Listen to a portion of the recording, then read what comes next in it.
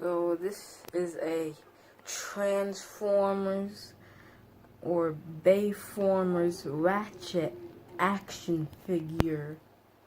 That's the, face. He's dead inside, but it's not very accurate.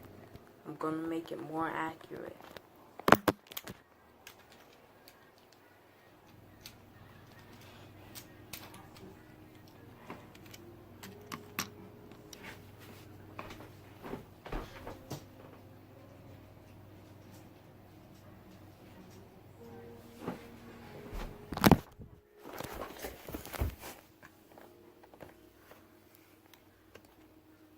Okay, so now it's the real one. Bam. Now it's extra accurate.